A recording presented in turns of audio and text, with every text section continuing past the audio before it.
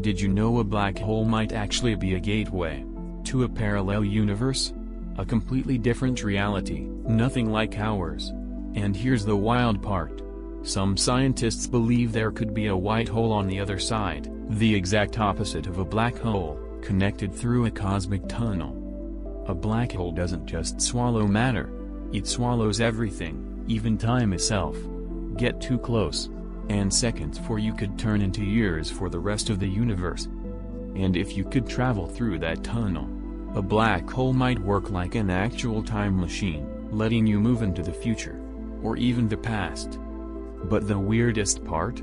Everything a black hole consumes leaves a kind of imprint on its surface, like the universe is secretly recording its own history on the event horizon. Black holes.